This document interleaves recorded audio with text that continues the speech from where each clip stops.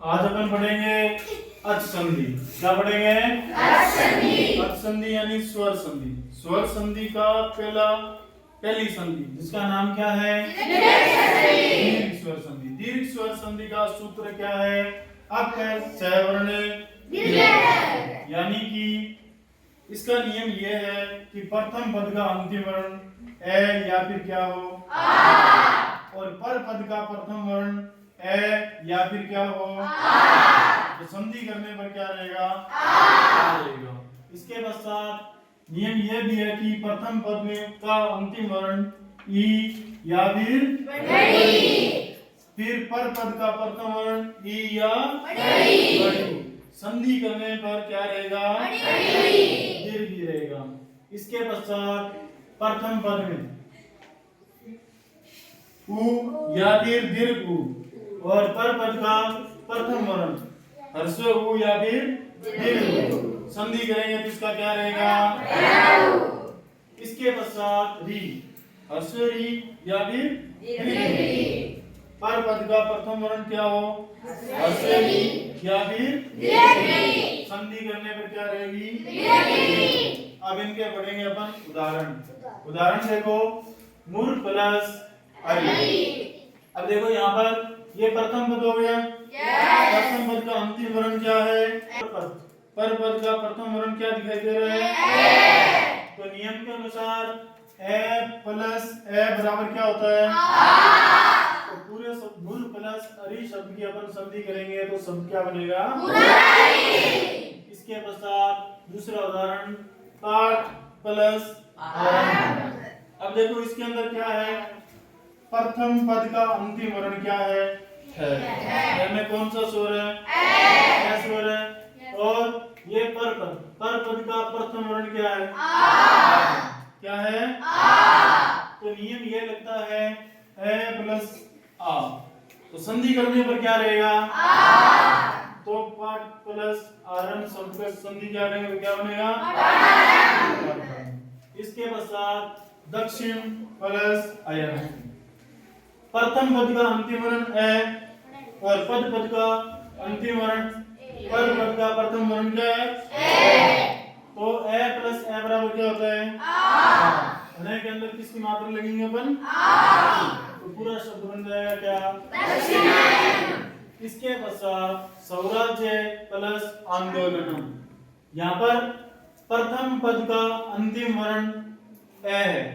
यह में कौन सा स्वर है? ए स्वर है। और पर पद का प्रथम वर्ण क्या है? आ है। तो ए प्लस आ बराबर क्या होता है? ये ए प्लस आ बराबर क्या होता है? आ होता है। अपने ही वर्ण का क्या हो जाता है? दीर्घ। क्या हो जाता है? तो ए वर्ण का दीर्घ वर्ण क्या है? आ है। तो क्या लिखेंगे अपन? स्वराज्य। राज्य के अंदर किसकी मात्रा लगाएंगे? क्योंकि ए प्लस आ बराबर क्या होता है? तो पूरा शब्द क्या लिखेंगे? इसके बाद में देखो कवि प्लस इंद्र। नियम क्या लग रहा है? प्रथम पद का अंतिम वर्ण ह्रस्व ई या फिर क्या हो? और पर पद का प्रथम वर्ण ह्रस्व ई या फिर क्या हो? संधि करेंगे तो क्या हो जाएगा? दीर्घ। क्या हो जाएगा?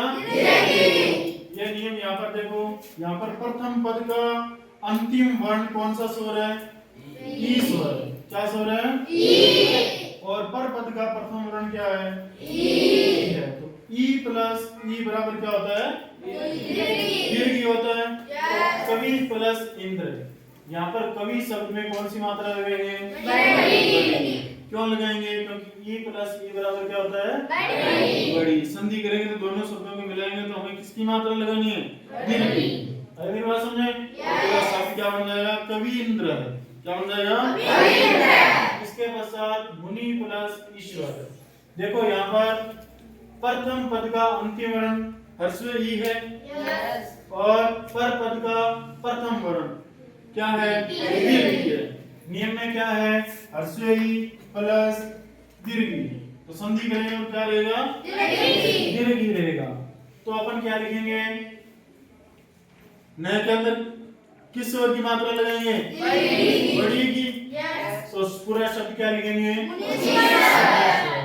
इसके पश्चात मही प्लस ईश्वर, यानी कि प्रथम पद का अंतिम वर्ण क्या है? दीर्घी, और पर पद का प्रथम वर्ण क्या है? दीर्घी है।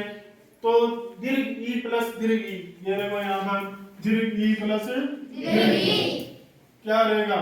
दीर्घी रहेगा। तो यहाँ पर पूरा शब्द क्या लिखेंगे? ईश्वर। इसके पश्चात देखो आगे भानु प्लस प्रथम पद का अंतिम वर्ण क्या है? उ है। क्या है? ह्रस्व उ। इसके पश्चात पर पद का प्रथम वर्ण क्या है? ह्रस्व उ है। तो नियम में देखो क्या है? उ प्लस ह्रस्व उ बराबर संधि करेंगे तो क्या रहेगा? दीर्घ उ रहेगा। क्या रहेगा? दीर्घ उ रहेगा। तो यहाँ पर देखो भानु प्लस उदय, तो यहाँ पर देखो नए के अंदर कौन सा स्वर लगाया गया हमने?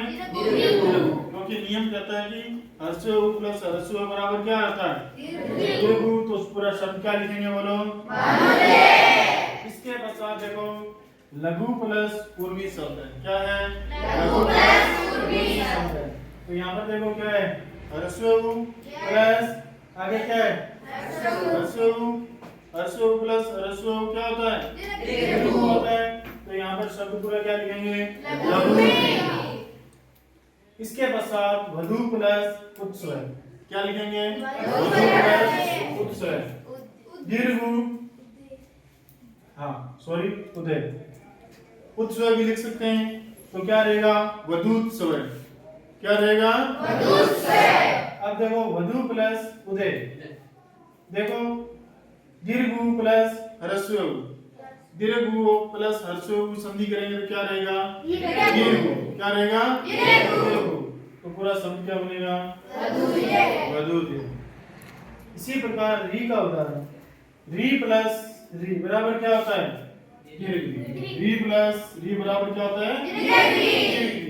तो देखो पितृ प्लस ऋणम, री का स्वर की मात्रा इसमें प्रथम पद का अंतिम वर्ण में कौन सा स्वर है? री स्वर है।